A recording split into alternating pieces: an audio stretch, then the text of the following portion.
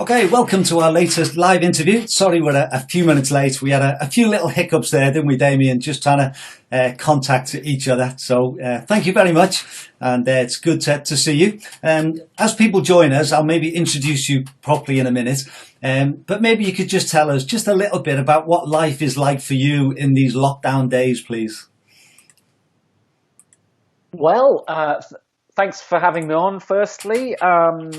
It's fun to talk running always. I have to be careful how I say this because I know the whole lockdown situation has been terrible for a lot of people and this virus. But really, I've enjoyed lots of aspects about it. I suppose I guess I'm obviously spending more time with family as a lot of people are, and spending more time at home, and just life is slower. There's a slower pace of life, which I'm actually really enjoying. I'm someone who, I don't know, I've been self-employed for a decade, so there's always that sense of, could do more. I'm always putting things on my to-do list when maybe I don't need to, and it's just taught me to slow down a bit, really. And obviously we've had this rather good weather as well, which hasn't hurt. But obviously when you think about the bigger crisis going on, it's quite frightening. But when you're able to forget about that, I'm actually having quite a nice, peaceful time. I hope other people are too. Yeah. Well, we've got a few people watching us. So we've got Les Smith, who says good evening. Hi, Les. And Gillian McHale, who says good evening, Les. I assume she's good evening to you as well. Good evening. Yeah. And Stuart Smith, evening all, including the custard eating demo. It's that Stuart Smith, is it? It is. Yeah. He knows a lot about dogging, does Stuart Smith? I don't know if it's a family audience. Okay, I won't ask any more on that one. I just thought, I was looking at your website, Damian, and I picked out a couple of things, and it talks about some of the things that you've done, the spine, the dragon's back, completed the UTMB 4 times. We'll talk about that one in detail. I'd like to Marathon des Sables, so a whole load of stuff, and then the other one I looked at was your results. I'm not sure if people can see these. I know you can't, but this is just taken from your website. And just looking at last year alone, first in the Ultra Tour of Monte Rosa, first in the Rat, is it? First in the Ultimate Trails 55, second in the Lakes in a Day, 7th in the Eiger Ultra Trail. And I know you've got a number of fastest times as well. Cape Wrath, I'd love to have a chat about. So a whole load of stuff. So I must admit, Damian, when I contacted you, obviously we've not met, but I followed your progress over the last few years. I've loved watching the videos and the different things that you've done. And so I was really looking forward to chatting to you. And I'm sure there'll be lots of people watching this live. And also I put it on my YouTube tomorrow and people will be able to watch it then. So maybe you could just tell us just a little bit about your background, and I know you're a journalist and some of the things that you've done, and particularly how you got into ultra running. Yeah, well, thank you for that. Sometimes it feels like I sort of fell into it by accident, and then when I look back, it actually seems like a really obvious, natural place for me to go, and that I would always sort of enjoy it. I just sort of didn't hear about it, for many years. It is still a niche sport, or a niche sport, as they say in America. I guess it's getting a lot better known, of course, but it's still an underground movement, really. So my favourite sport really was, for about 20 years, was football, and I was absolutely rubbish at it. But I also loved trekking, so especially multi-day walks, and I've done a lot of the more famous ones around the world, I suppose, like Everest Base Camp and the Inca Trail, and lots in New Zealand and Australia, and the big ones in Britain and so on. And I really loved doing them, and that's being out in the hills in lumpy places for several days at a time, being quite self-reliant, stuffing your face most of the time, putting up with a few chafes, and getting topographically embarrassed plenty of times. So I loved all that, and it's obvious now that's it's pretty similar to ultra running. It's really, you just, jog a few of the flats and the downs as well, and you get it done a little bit quicker. But yeah, I was doing that, and a little bit of mountaineering, and I was traveling. I suppose I did live in Australia for nearly a decade. And when I got back to Britain in 2010, not long after I signed up for the Bath Half, and I'd never done a running event since school. I just felt a bit unfit and thought that would be it's quite a big event in Bath, and I thought it'd be a fun thing to do.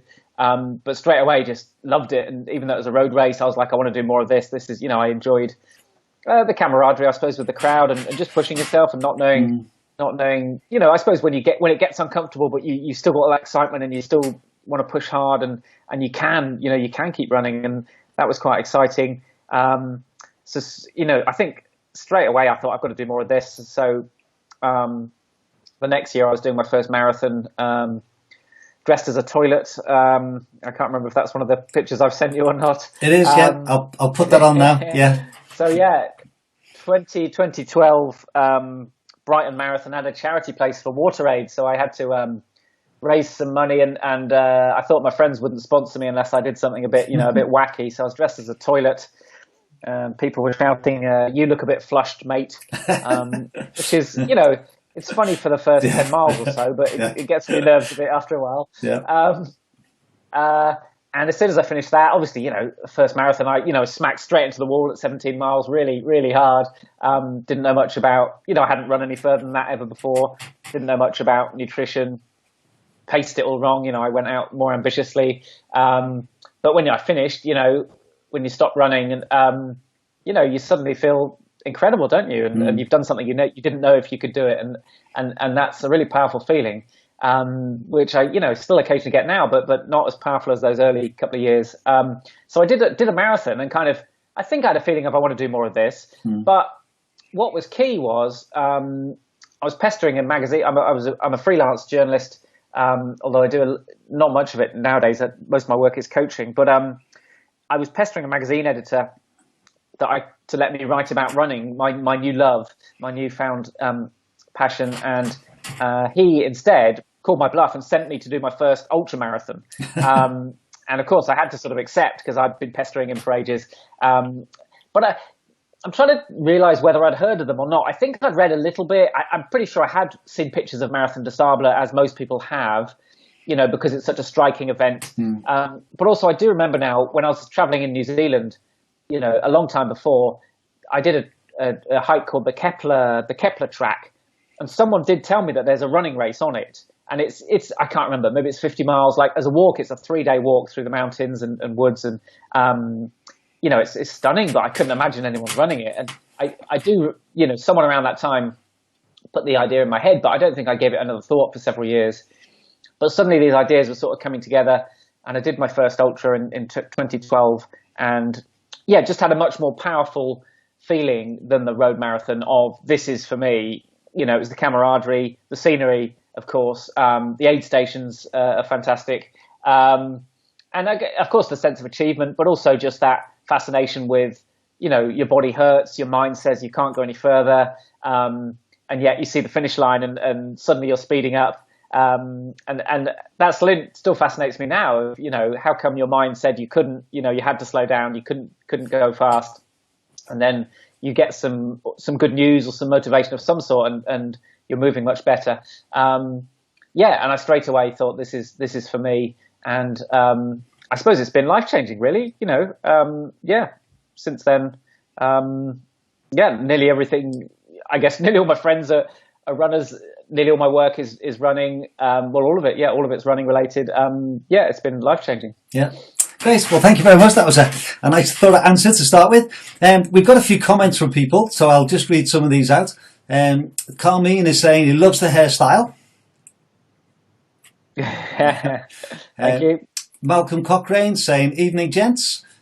Ian Small says, it's weird seeing Damian without an Innovate buff on. But I think you've got a jacket on, haven't you? So you've got some, and a T-shirt. Well done. Yeah. Well, you can see now why I put a buff on, because I've got a big area here covering from the elements at times. Brian Davis says, evening, folks. And so there's a few people with us there. So if anyone's got any questions, feel free to put them into the chat, and I'll bring those on, and we'll ask Damian those questions as we go along. We've got one question straight away, and then we'll come on to some of the photos that you've sent. Malcolm Cochrane says, have you ever thought of entering the Barkley Marathon? Is that on your horizon? Yes, I have thought about it. I think I'll definitely enter it. Try to get in at some point. I just feel like I want another year or two. So I'm 44. I just want another year or two of kind of trying to do well at I suppose big 100-mile races. At the moment, I do still really love sort of racing other people through mountainous terrain. And while I can still sort of keep up with some of those people, I want to give it another year or two, I suppose. And the Barkley is a very different type of challenge. And also my navigation is bobbins, so I definitely need to work on that. But yeah, I'm interested in it, but not probably in the next year or two, but maybe soon after that. Okay, so watch this space. Yeah. We got Jenny Reese Jenkins says hi all, so she's watching as well. Now the photo, Jenny. Yeah, Jenny, good. I thought that the photo I'd like to put on is the fling. Now, I don't know whether you know, Damian, but I'm based in Scotland now, from Liverpool originally, but we live in Paisley, and the fling, I've done the fling 8 times. I did the second one in 2007, and I've been involved every year, either running or marshalling. So it's a race which is very close to my heart with the West Highland Way. So just tell us a little bit about your experience of running the Highland Fling. Wow. Well, when people ask me what's my favourite UK race, I'll usually say, the Highland Fling. I've only done it once. I'm keen to do it again. I just had a wonderful experience up there. Partly it was the race, and partly I was just in good shape and things went well for me. But I just loved, more than any other race I've done in the UK or maybe abroad. You just sensed the race director's kind of love for it and passion. And just the attention to detail. And all just things like that red carpet at the finish. It's just such a great idea, but gives it a distinct identity, and it makes you feel, you look forward to that visual thing, and it makes you feel good going down it, and the flags alongside it. That's just such a nice touch. The bagpipes playing. And when I did it myself, 2016, it was a pretty competitive field, a very competitive field for domestic standards, and it was the GB. I forget the exact title, but it was a trial for the GB team, and it was I think the GB Championships, or at least the Scottish and the English Championships, or something like that. At the time, everyone who was anyone was racing, and I wasn't really expecting. I just hoped to get in the top 10. Really, I just thought that was something to aim for. But I was actually kind of fitter than I'd ever been before, and I think for the first time I really learned how to pace a race, and I sneaked past a few people towards the end and ended up second, which for me at the time was I think that's probably the biggest turning point in my sort of running journey, actually. That qualified me for the GB team, and after that I thought, maybe I'm a proper runner now. So I opened up a Strava account and an Instagram account not long afterwards to try and be a proper runner. Yeah. Well, you look very happy in the photograph. It looks as though you're very chuffed to finish. Yeah. I've got a friend who's an ultra runner and a psychologist, and he says, I don't know how true this is, but he says there are 2 types of people when they finish ultra marathons. There are 2 mindsets, and one is kind of euphoria, and the other one is a kind of phew, nothing went wrong. And I think I'm definitely in the former camp. Yes, I tend to over celebrate. Unfortunately, I've got lots of embarrassing finishing line pictures. No, celebration's good. We've got lots of questions coming in, Damian. So let's crack on with these. Rob Nichols said, "What advice can you offer in terms of making your running more environmentally friendly? I know this is a passion of yours." Yeah, great question. I guess it's something I've been thinking about in the last year or so.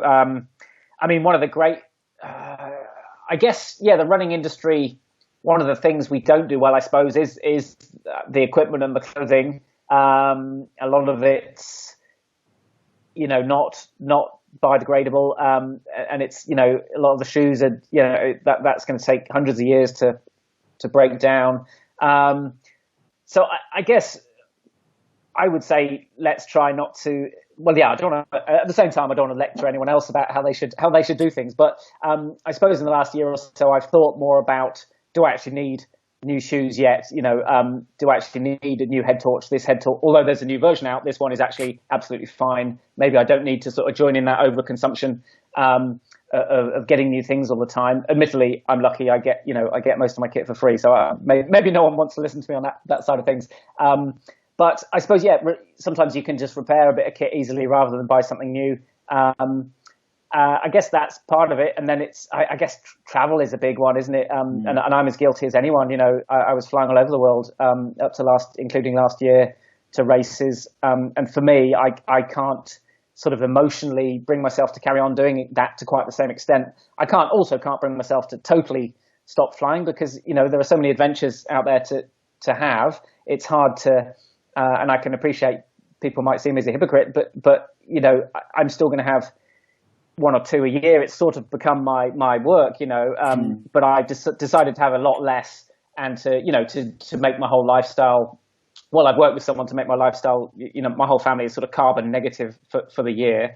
In terms, one thing I thought a little bit about is so there's some great companies around Rerun Clothing and Trees Not Tees. I don't know if people have heard of those. But one of the campaigns that both those companies have, maybe they're charities, but have worked on is do we really need a race T-shirt for every race? Do we really need a medal all the time? Now, of course, if you've done a distance for the first time, or it's an iconic race, totally understand people want those mementos. But so many runners after several years end up with a drawer full of T-shirts they're never going to wear, and it's often it's not the cotton, it's the stuff it's the plasticky stuff.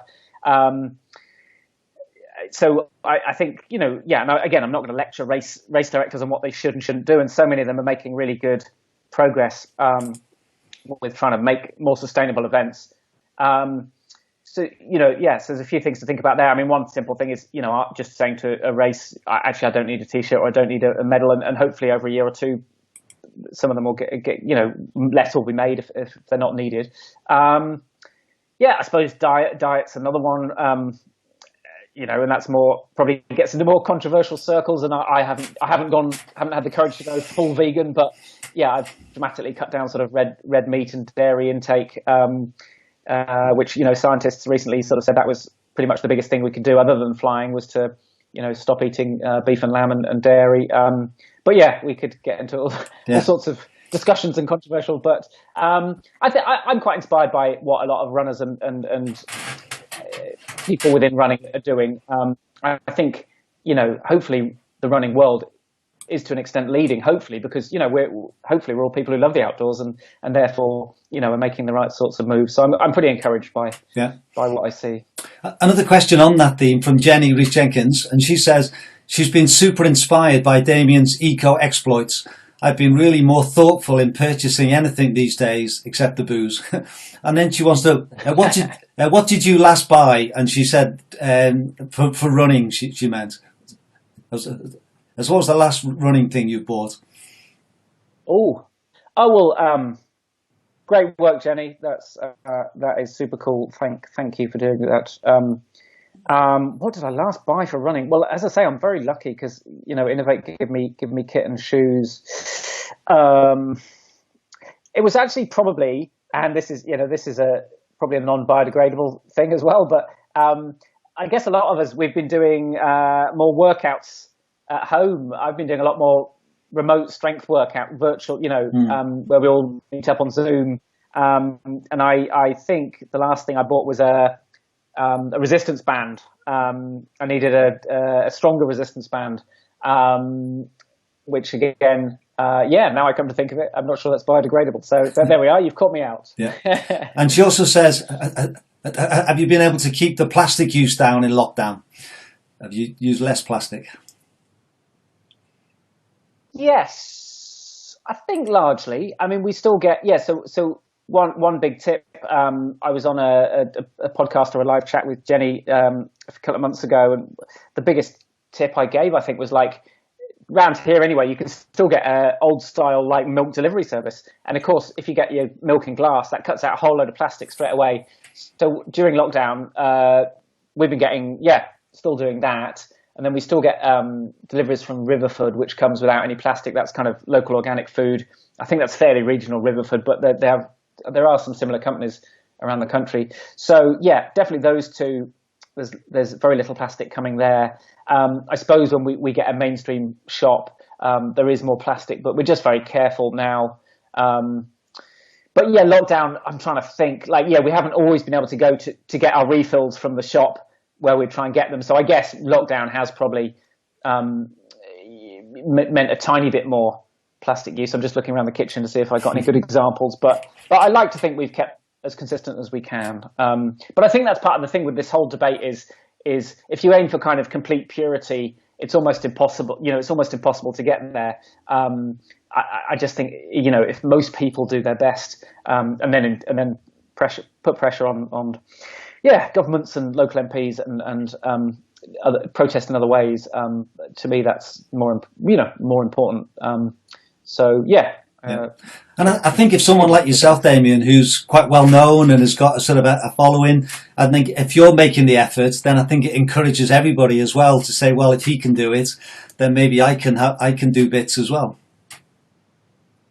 Okay, well, that's nice to know. But at the same time, I get a bit uncomfortable with kind of trying to set an example because you don't always get everything right, I suppose. But yeah, we're trying, and I think if people care, if you care and you're trying, that's great. That's good enough, I think. You don't get it right all the time, and it's a really complex issue. But good on anyone who's trying, I suppose. Yeah. Okay. Now we've got a couple of questions on a similar theme. Mike Churchyard, he says, out of all the races you've done, which has been your favourite and why? And Gillian McHale says, what's been your favourite race outside the UK and what ultra would you recommend? So maybe you could give us a favourite in the UK and a favourite overseas. Well, I guess I did already mention that in a way the Highland Fling is a favourite UK race. But I must say, in terms of it's a little bit flat for me.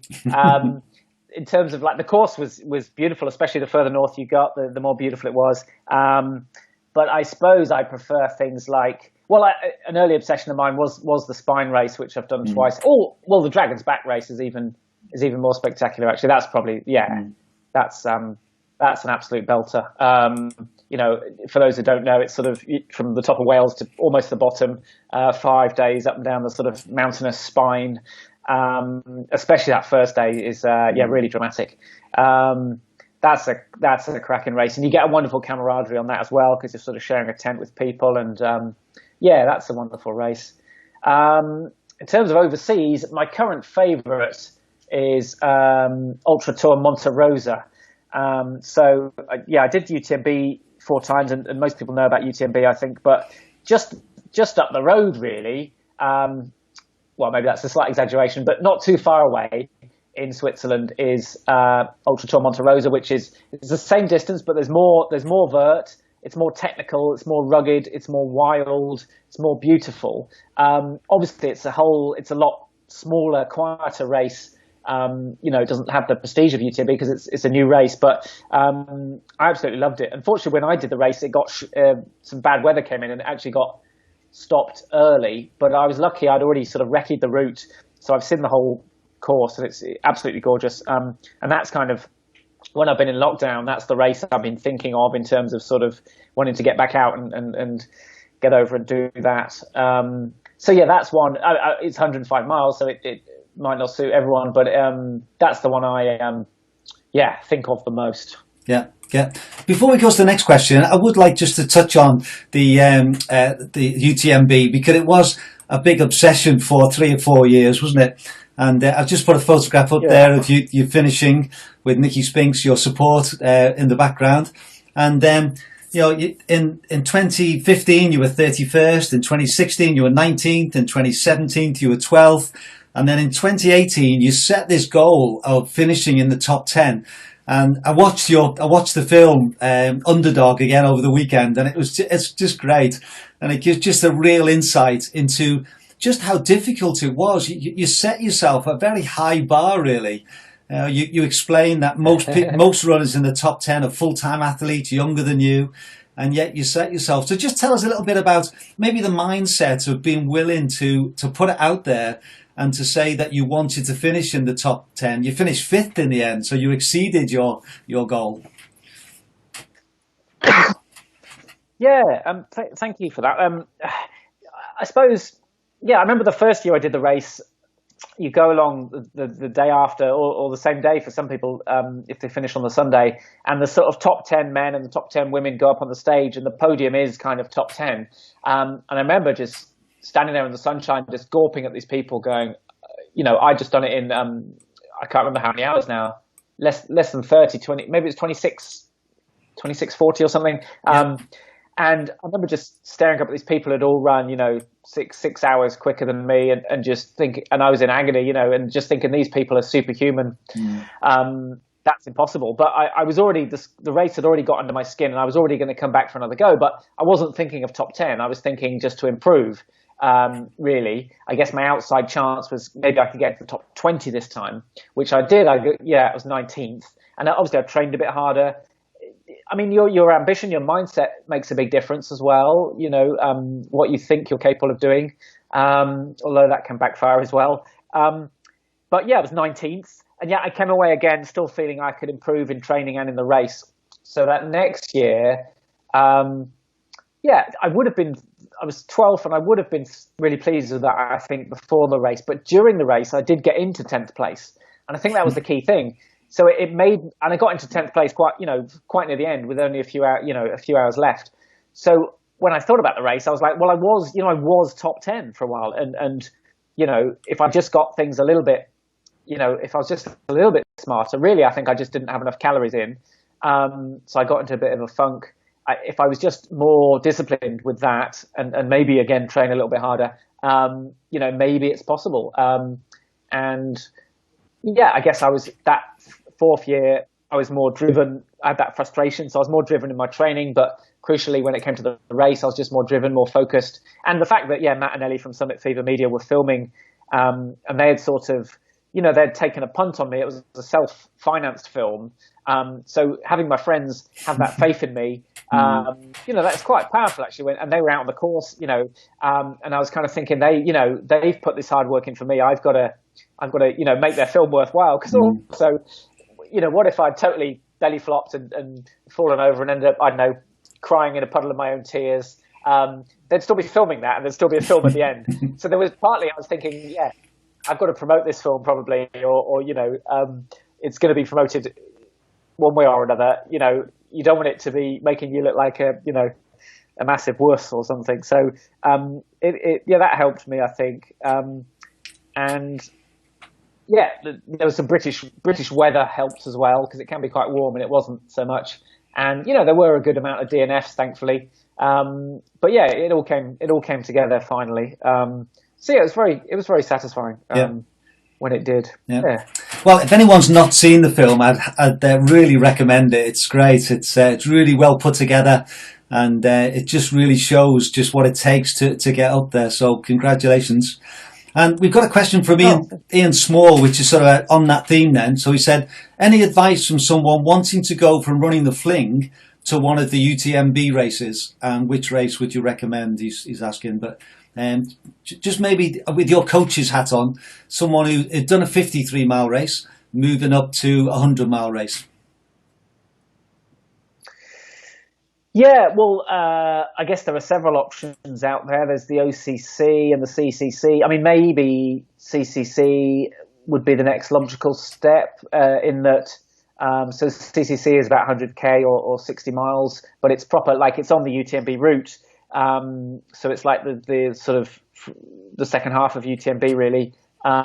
So it gives you two things. It gives you a whole taste of the experience out there, because it is quite different to British races in that, well, A, you're really up in big mountains. B, the crowds they're just amazing, but there's a lot of people around, a lot of cowbells ringing. Some people like that. Some people some people don't, to be honest. So the CCC gives you a good taste of that, but also it gives you a taste of UTMB because it's the same course, and it's not that much. It's not that much longer a distance, although it will be a lot longer in hours because there'll be a lot more climb. It really is. Well, not just like this, but there's lots of long ups and downs, often a kilometre at a time, sort of thing. So it's a taste of, and that's kind of the Alpine style, the European style of racing, to be honest, is like up, down, down. And we don't have so many races like that here. So it's, it's a good taste. So I would suggest trying to get into the CCC and seeing if you like that. Yeah. Excellent. Thank you very much. I had Michael Jones on last week, he organises the Ultra Trail Snowdonia. So I think his aim was trying to bring a more Alpine style event to the UK. So that's was interesting because there aren't that many, are there? Yeah. Yes, but I would say to people, especially if you can't get into a UTMB race at your first time of asking, go and do his race because it's that style, it's that same style. Give that a go. And there's a new one actually that's going to come out next year called 13 Valleys, which is in the Lake District. And it's the same concept, but they will have 3 distances as well. I'm pretty sure it's 100 miles, 100k, and I think maybe 50k. So you really get a chance to experience that kind of up down. But this one, in the lakes. So there's at least 2 races in the UK now where you get a bit of a taste for it. Yeah, that's organised by the Great Run people, isn't it? Yeah. So they've got a good pedigree of organising events. Yeah. Okay, we've got a great question here from Martin Webb. He said, "Evening both." He's just saying thank you for the series of interviews I've been doing. So thanks for that, Martin. And he's got a couple of questions for Damian. Great to see him at the Grizzly recently, and wanted to ask him 2 questions. I have aspirations of completing a paddy. Which sections of the route do you think require special attention, focus to get right? And then we'll come to the second question in a minute. But the Paddy Buckley, that's the route around Wales. So any advice for him as he plans to do that, please? Yeah, well, I love the Paddy Buckley round. I've done it 3 times. And you got the record, I think it's really... Yeah. Thanks for mentioning that.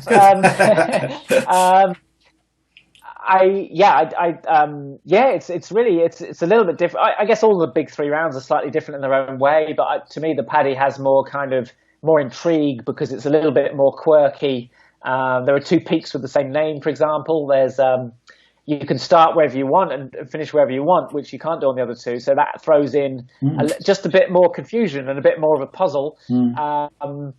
I would say, so if you look at this sort of the whole route, like the top sort of half is roughly speaking the kind of rockier half with the bigger climbs. I think the navigation's probably easier over that section, those sections. The trickiest leg is actually south from Capel Curig. It's the longest leg. Without sort of any road support options really, and it's nearly always it's the boggiest leg as well. And some of the summits, this is what it's got its reputation for. Some of the summits aren't really sort of summits as you would know them. They might just be a few, a little mound or a few rocks. So that throws in some confusion and maybe frustration. So I think that would be the leg that I would get people to do. Because even though I've done it 3 or 4 times, it still frustrates me. And the bogs can be waist deep there. So it's worth. I would almost do I wouldn't call it the worst leg because it's got its own fascination, but I would almost say try that leg first. And then the next leg is actually quite intriguing going clockwise because it's sort of a combination of the 2. It starts off being fairly boggy and grassy and ends up being pretty rocky. So it's kind of a bit of both. And that one's worth a little taste. So if you want to see if it's for you, I would do almost the bottom half of it maybe over a couple of days and and see what you think. Okay, I'm sure that'll help him a lot. And his second question was picking your coaching brain. What steps would you recommend move someone from mid-pack completing to front of pack competing? So just that difference between completing a race and then maybe trying to be nearer the front if you have the ability, I suppose. Yeah, well, that's a great question, and something I'm working on a lot with. I suppose quite a few of my coaching clients. Often, all these things depend on the individual and what training they've done in the past and where they are at the moment. I mean, sometimes it's as simple as a bit more volume. But I tend to find actually with ultra runners, it's often the opposite of that. It's often that they don't do enough sort of faster running, proper speed work. And hopefully that normally, I try and target running economy, which really means, moving more efficiently so that hopefully you can move, a little bit faster with a little bit less effort if you get it right. And then you find that forever pace. So yeah, just guessing a little bit and being generic. I would say normally it's doing some proper speed work. Sometimes ultra runners as well can be almost like too specific. Again, I'm generalizing, but like if you're going up and down lumps all year, it's possibly after a while, it's possibly slowing you down. You're getting heavy legs and you need to be able to, you need some decent speed and economy. So I would actually, you don't necessarily have to run on the roads, but I would definitely spend a spell, a training block, a month or two of working on speed, often early in the year. And then I suppose when it comes to race day, there are all sorts of things we can do, whether it's nutrition or pacing it right, or sometimes just believing in yourself a bit more and having a bit more ambition, but having ambition at the right times. So hopefully there's a few ideas there. But I would say, number one, usually for ultra runners, it's they don't do much sort of, speed work is usually the thing. Yeah, excellent. No, it's really helpful. Some great ideas there. David Simpson wants to know, hi both. He says, with most races cancelled this year, what would you recommend as a training focus for someone working towards their first 100-mile distance? And this is a tricky one, isn't it? Because there's a lot of races obviously cancelled over the next few months. And just how to keep their focus, do you think? Yeah, no, that's a good one. I mean, it does seem kind of logical to that it's a good time to work on maybe strength as well. I mean, that's kind of what I'm doing myself in that, there's a lot of strength classes available online. I do work specifically with one near me called Strength for Endurance, and I sort of I can jump on every morning at the moment and sort of do half an hour. So a bit of strength work, but then also, yeah, especially if you can't get maybe to the hills you want to get to for the long runs at the weekend, then maybe think more about working on that speed that so many of us neglect. In terms of, yeah, I mean, there's so much for 100 milers. That's why I love 100 miles, because there's so many aspects. So, I mean, the fueling again, I guess you should always be practicing your fueling to an extent on longer runs, but this gives us a chance to experiment a bit more and not worry too much if you're puking up. There isn't a race for a month or two, so you don't have to worry too much. But I would, yeah, I think strength and speed are the things to work on for now. And although, yeah, there's a temptation when you're preparing for 100 to just do lots of long runs, and that can build your fitness and stuff. I wouldn't neglect the other aspects of, speed and strength. Yeah, again, some great great ideas and food for thought there. We've got lots of questions coming in, Damian, so that's great. Will Stewart wants to know, the fact that Damian admits to being a navigational bobbin is music to my ears. He said, how did you manage to run and navigate the Dragon's Back? And what training tips would you give for someone looking to run it? So anything specific for the Dragon's Back? Yeah, well, I remember the first day you start off, obviously, it's the only day you'll start off together. So it's fairly easy for the first, few hours to get a good gist of even if it was a bit misty actually, but you still had a good gist of where the key, where the people like Jim Mann and Jasmine Paris and people, you could see where they were going, and you kind of thought, well, I'll probably go where they're going.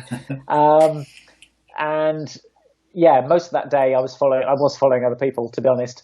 And the second day, it started off really well for me, but I made a huge error towards the end of it. And that was costly.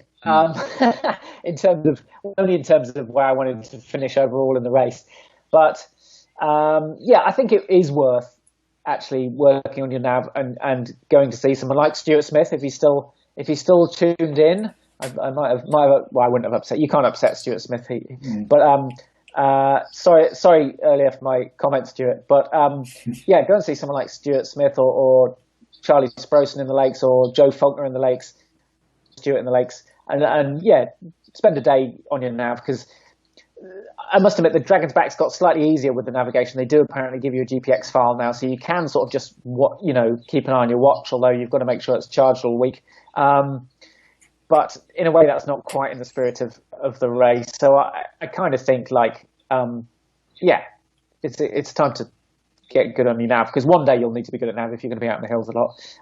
And I've got better just simply by getting lost so much that you learn to unpick things when you get lost. And was there a second question? I've kind of forgotten.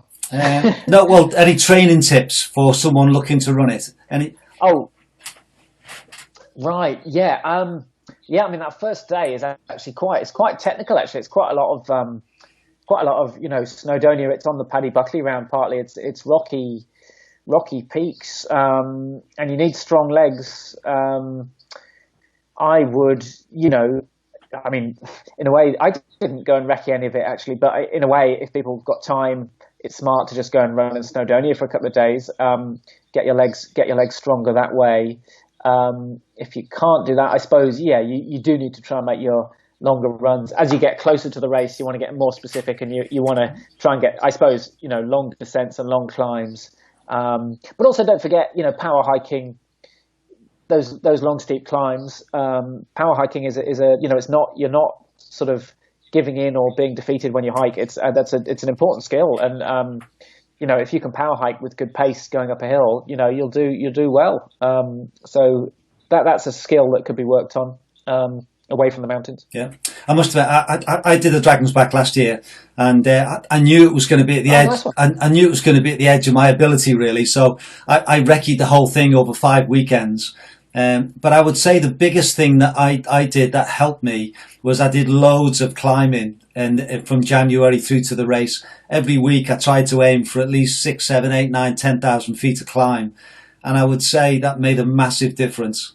It really helped. There was a lot of people, I think, who were just not really hill fit to get up and down those, especially the first 2 days.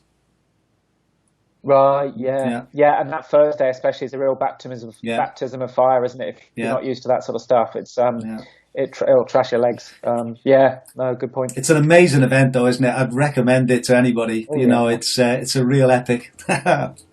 Yeah. Oh yeah. Yeah, definitely. Okay, we got a question from Jen Scotney. She says hi from the Scotneys, and Jen wants to know, which result record are you most proud of?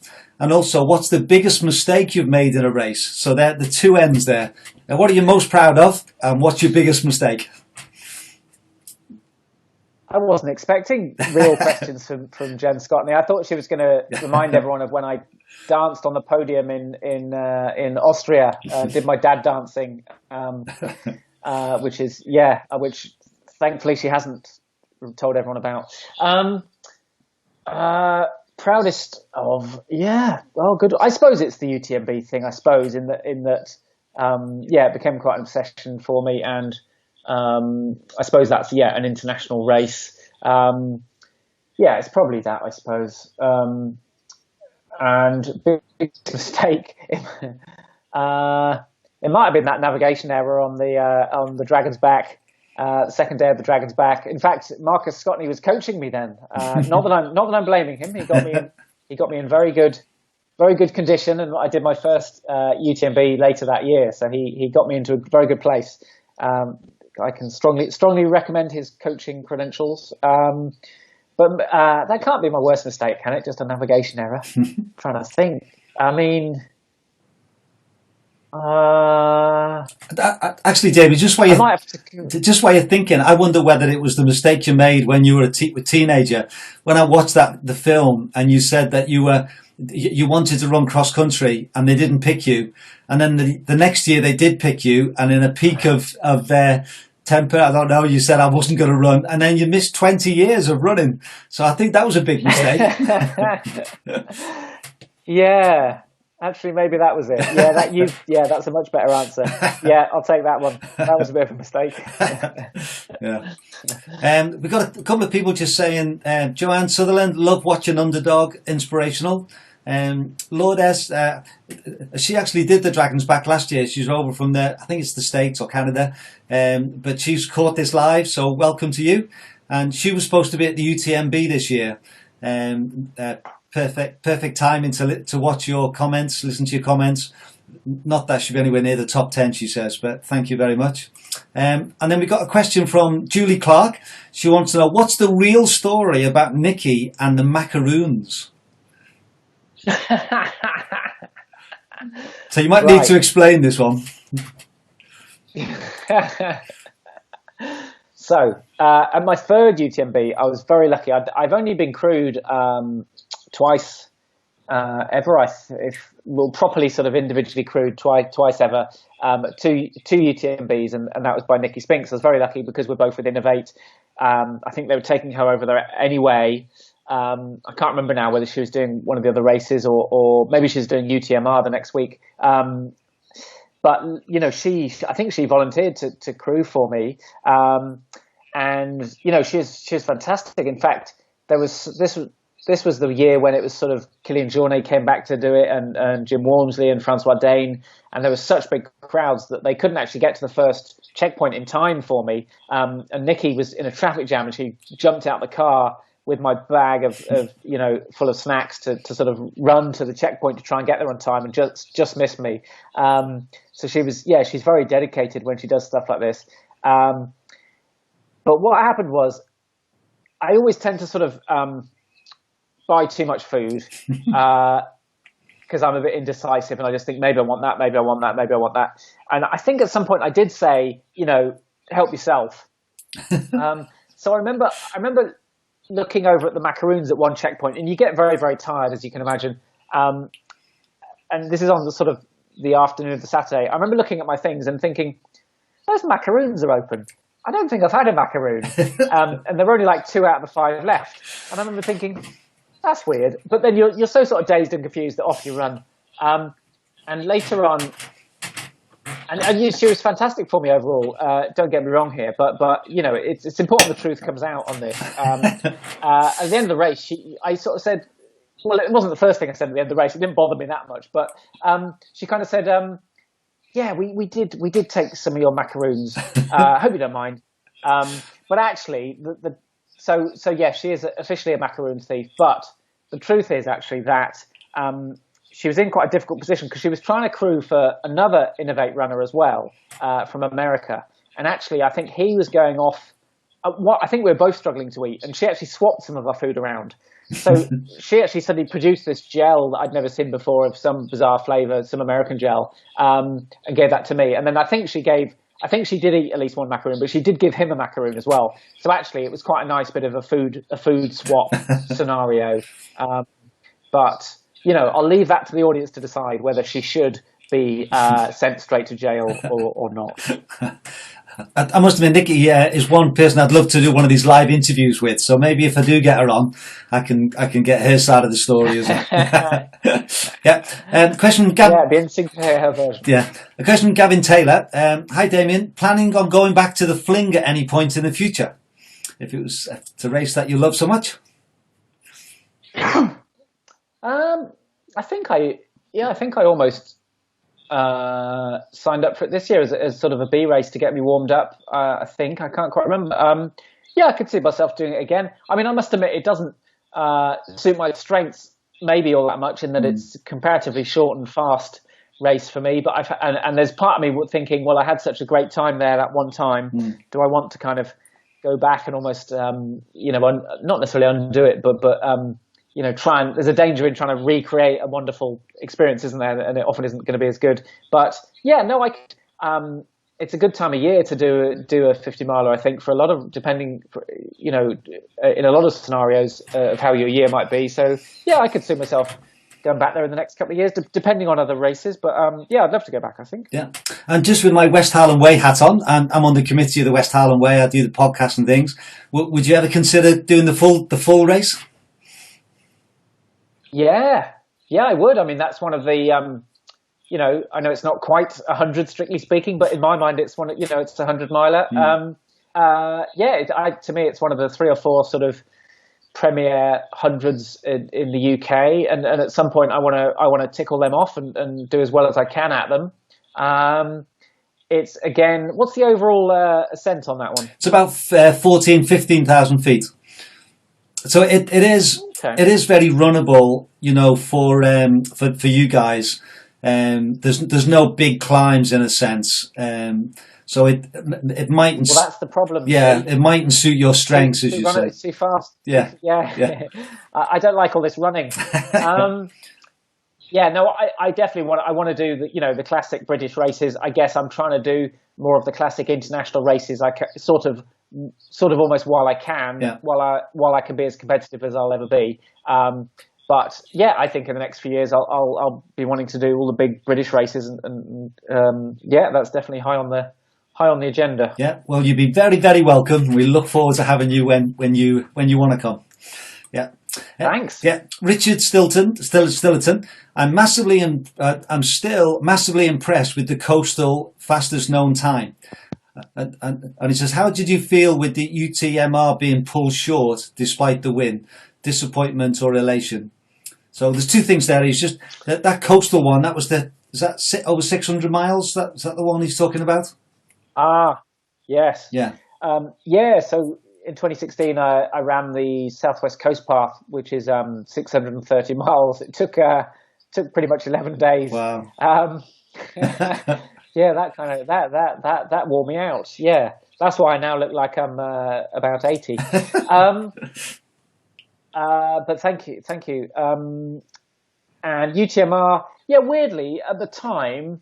So for those who don't know, I guess when the race started, we all kind of knew there was some bad weather coming in, and that things might change. We weren't told exactly what the sort of backup plan was. And we could all see in our sort of weather apps, that some nasty weather was coming in. And you go over some, pretty high terrain. I can't quite remember. I think we go up to 3,000 meters or close. And then it's quite rocky up there and quite exposed. And it's not like you can get away easily from it. So I could totally see how the race organisers, and of course it's a race organised by Lizzie Hawker, who's an absolute legend. I could see how they were, nervous about sending us over those sorts of places in it's going to be sub-zero and blizzards. And so we knew that sort of weather was coming. I suppose they didn't know exactly, I don't know, when it would hit or which mountains. So they let us start the race. And I got into the checkpoint at, I think it was 80K. So around nearly halfway. And I was leading and feeling great, actually. Like everything was sort of going, I didn't even necessarily expect to, be ahead at that point. I've never really been one to sort of surge off ahead in a 100-miler. But I just found myself comfortably ahead and things were going well. But I suspected at that checkpoint maybe we'd get some news. And sure enough, I got handed a phone and it was Lizzie Hawker saying, I'm really sorry, we're going to have to stop the race, but you've won. So I was kind of like, hold on. So I've won. And I don't have to run all the way through the night, through some horrendous weather, and break myself up and down a few more mountains. And it's dark anyway, so I won't see much. And I've won. Okay. Well, actually, if I'm honest, I was like, that's fine by me. Now, obviously, if I was in second, third, fourth, fifth place, I would have felt differently, I think, because I probably would have been hoping to make up places later on. I don't remember any of those guys grumbling to their credit. And also the other thing was I'd recce'd the route, so I had seen the rest of the course. So I've had that experience in those mountains of seeing how beautiful it is. So I didn't have the frustration of thinking, I wonder what the rest of it is like. So I felt very lucky in those respects. Now, of course, since then, I have a feeling if I want to go back and do it properly. So yeah, when I was first told, it wasn't massively disappointing to me, if I'm totally honest. But it is disappointing now, and I want to. Yeah, I'd like to go back and do it properly. Yeah. It's a beautiful, beautiful race. Yeah, great. Thank you very much. Are you okay for time, Damian? Yeah. Okay, I've got a couple more questions. Then I've got 5 quickfire questions at the end, which I'd like to ask you if that was okay. But a question from Gareth. Gareth Southall said, "Thanks for the interviews, John." Thank you. Damian, do you have a specific diet during an event? So what's your food like during one of these long events? Yes, seafood diet, seafood and eat it. All the food, really, all the food, and especially all the stuff that when I'm training and trying to be healthy that I'm not usually eating. So yeah, I eat a shed load of chocolate, if I'm honest. I suppose really in my normal everyday life, you try not to have too much processed, too much sort of sugary stuff. But when it comes to race day, especially for 100, you've just got to get the calories in, really. So I cram it in, all sorts. And I've been through spells of, when I was on the Southwest Coast Path, I had an alarming amount of custard. And when I've done UTMB, I've got quite into some of the cheeses on available. And then just, I mean, soup can be great. I try everything, anything really. Yeah. Get it all in. Good. Okay. Thank you very much. And Gillian McHale says, has anyone inspires you and why? Or who inspires you and why? If I'm honest, more recently I'm super inspired by kind of runners who are, who I guess are trying to be as ethical as they can. So people like Dan Lawson, who founded with his wife Charlotte Rerun Clothing, this charity I mentioned. Jim Mann started Trees Not Teas. So I'm especially inspired, I suppose, by and Claire Gallagher in the United States is very political and very outspoken about sort of environmental issues. And yes, I'm more inspired, I suppose, by people like that at the moment. But when I was first getting into the sport, I guess, I mean, Kilian Jornet is the obvious one. But also Lizzie Hawker, actually. I love her book and was very inspired, to see a sort of, a little British lady, I suppose, winning UTMB 5 times is like, wow. She's brilliant. Yeah. Great. We got just a few comments. Jen Scotney came back and said the dancing at Mozart 100 was definitely your biggest post-race mistake. And Simon of Wales says, about time you bagged the sub 24 Beacons Way or fastest known time of the Cumbrian Way. So there's a challenge for you, I think. Yeah, interesting. I hadn't really considered those. I'll put them on the list. Yeah. Thank you. Yeah. Ian Small says, best line ever, the fling is short and fast. I think for a lot of people, they find it long and slow. And another one, Brian Davis says, West Highland Way would be great for you to do. So there you go. Okay, so let's go for these last 5 questions then. So these are ones that I've just been asking all the people I've been interviewing over the last few weeks, and you're my 17th person that I've interviewed on these live interviews during lockdown. And so I've got quite a variety of answers, which has been really interesting. So the first one is, what's the best piece of advice that you've been given?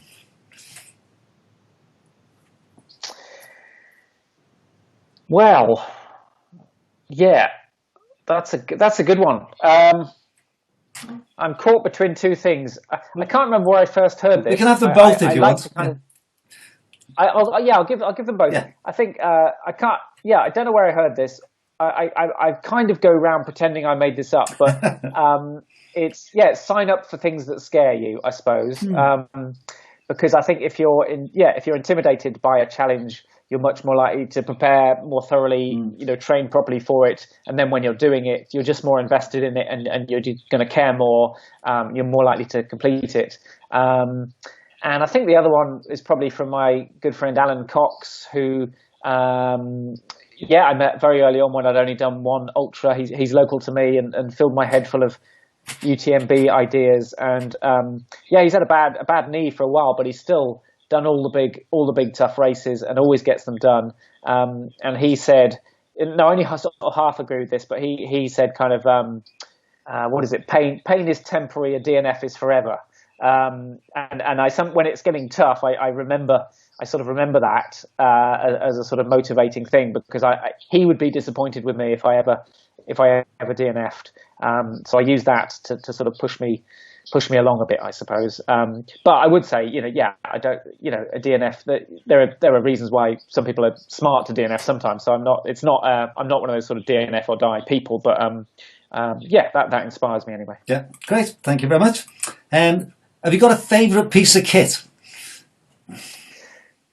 Well, yeah, seeing as you've given me an opportunity to plug these guys. Good. Yeah. It does.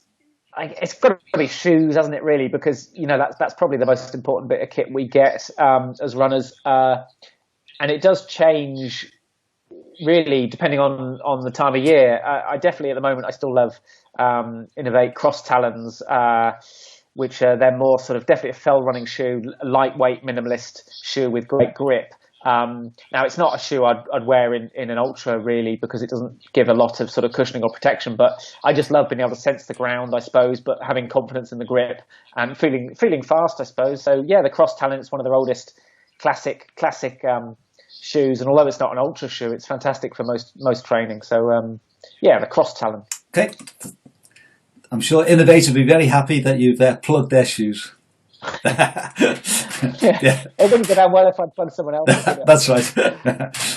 Now you talked a little bit about food, but have you got a go-to food in a long ultra? Something that you can always get down when things are tough. I must admit, over the last few years, I have enjoyed the Mountain Fuel jellies, I suppose, but I'm trying to be more conscious of sort of plastic use at the moment. I'm not saying I'd never use another gel, but I'm trying to be limited with those. Also, another good company, 33 Shake, do some much more natural kind of shakes. So they're two sorts of gels that I've enjoyed over time. But ultimately, I think you can't do much better than a chocolate bar, any sort of chocolate really. I've had spells enjoying Tunnocks bars, although I've realised they've got palm oil in them, which is quite bad. But so I would just say chocolate in general. Okay, I'm sure you'll have a lot of people agreeing with you on that one. Now this is a tough one, really. But if you could only do one more ultra, which one would it be? Does that mean like you can only do? Yeah, so it's not like you can pick one ultra and just keep doing it. You can take it whatever way you want. But what I was trying to get behind is the one particular race which is very special to you, I think. But it might be one you've not done. Yeah, that's a great one. I suppose I would love to do. That's a great question. I would love to do hard rock in America, but I suppose I've sort of pretty much given up on the idea, or at least given up on the idea that I'll be able to do it in 5 or 10 years, because it's just so hard to get into. But yeah, if I could choose, I suppose let me do hard rock and then I'll retire. Okay, well maybe the hard rock director's listening to this and he might invite you. You never know. And then the final question I had was, do you have a mantra to keep you going when things get tough? I was thinking more on the mental side.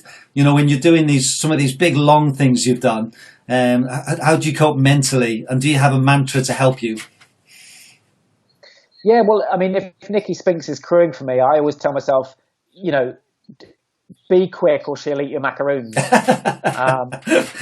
So that the idea of getting to the finish line and all the macaroons being gone, I mean, that's quite upsetting. No, if I'm honest, my mantra usually is something along the lines of, this is a bit underwhelming, by the way, I should warn you. It's something along the lines of don't be lazy. And it's not that I suppose, anyone doing an ultra, you can't really call them lazy, but I definitely during races I can get a bit sort of daydreamy and lose focus and sort of forget that I'm in a race. So it's trying to remind myself to, I suppose, be efficient and just don't lose focus too much. Don't be lazy, which I suppose is similar to sort of don't be shit but it's that seems to work for me. Don't be lazy. Yeah. Great, thank you so much. And I feel as though we could just carry on talking for ages. We've not even touched on the Cape Wrath that you did with Beth Pascal, and lots of other things that you've done. So maybe we'll have to get another one in another time. But I just want to thank you so much for giving up your time tonight. And there's been lots of great questions, and I'm sure people have really appreciated your honesty and the things that the advice that you've given as well. And just to finish with, have you got plans for this year? Obviously, I'm sure, like all of us, you've had races cancelled, but have you got any big things that are still you're hoping to be able to do? Well, you're asking me on the wrong day, because I think it's tomorrow that UTMB are going to announce sort of what they're doing. Whether I don't know whether the race is on or whether they're moving it back or whatever. And so a lot depends for me on what's going on there. But yes, I am planning at least one FKT in the summer.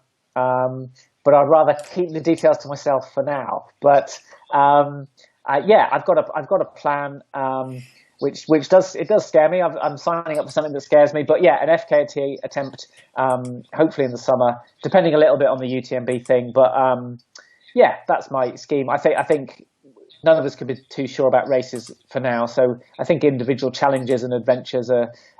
It's a great year for doing that. You know, and we can get all frustrated about, you know, races and whether they'll happen, or we can sort of just go off and do our own thing in a way. So I think it's just a great time to go and have adventures, really. Yeah, great. I've just been putting on the screen just quite a few people just saying thank you so much for the interview. Ian Small, the last one there, says absolutely brilliant. What an inspirational runner. So again, thank you so much. Thanks so much for sharing with us. For those that are watching, just to let you know that on Thursday night, I'm speaking to Joe Faulkner. So interviewing Joe on Thursday. And then next Tuesday, I've got Sharon Gator on Tuesday. And then Mimi Anderson next Thursday. So that's next week's interviews sorted out as well. And oh, wow. I'm in elated company. Yes, well, yeah. No, I say thank you so much, and I look forward to maybe meeting up one day, when, particularly if you come up and do the Fling again or the West Highland Way. I'm sure I'll catch you there. And thank you so much for tonight, and thanks for everyone who's been watching. If you're watching live, then thank you, and if you're watching on YouTube in the next few days, then you're also very welcome as well. So thank you very much, and we'll say thanks, John. We'll say goodbye, and everyone stay safe.